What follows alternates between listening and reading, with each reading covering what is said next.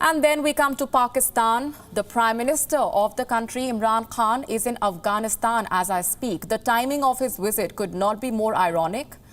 It comes when Pakistan's foreign policy is going through one of its most tumultuous periods, to say the least. The whole of Europe seems to be up in arms against Pakistan. The European Union is questioning the Pakistan Prime Minister's inaction on terror. There are reports that EU members are even mulling sanctions against Islamabad for promoting cross-border terrorism. So what is Imran Khan up to? He headed to Afghanistan to talk peace. You have to listen to this self-righteous statement that he made immediately after arriving in Kabul. My idea of choosing this time to come was to assure you that Pakistan will do everything, whatever is possible, we will do to help reduce this violence and, in fact, move towards a ceasefire. You heard that. We will do everything possible to reduce violence. The hypocrisy is astounding.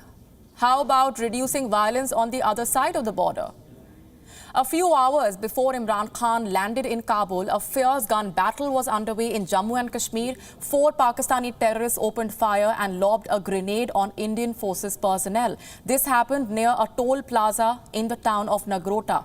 All 4 terrorists were gunned down. But the timing of the attack cannot be downplayed. It comes barely days before Jammu and Kashmir holds its first election since the abrogation of Article 370. Indian forces say Pakistan has ramped up its efforts to keep the situation volatile ahead of these polls. So the Pakistan army is pushing terrorists into Indian soil, and the Pakistan Prime Minister is promising to build peace in Afghanistan. But he is fooling nobody with such tall promises. Islamabad's track record speaks for itself. In August this year, 15 Afghan nationals were killed, 80 others were injured in shelling by Pakistani troops. The headline is on your screen. This happened in the Spin Boldak area along the border between the two countries. And just last Sunday, on the 15th of November, over 152 Pakistan terrorists operating in Afghanistan were killed in operations conducted by the Afghan forces.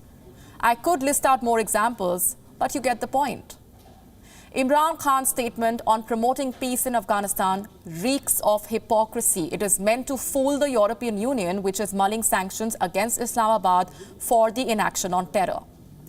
In other news, Pakistan's anti-terrorism court, the ATC, has now sentenced Jamaat-ud-Dawa chief and global terrorist Hafiz Saeed to 10 years in jail. This is in relation to 2 terror funding cases. This is the 4th conviction in less than a year. But the fact is, Hafiz Saeed and his outfit continue to function with impunity in Pakistan. We have done countless reports on this. So the conviction is, at best, yet another farce.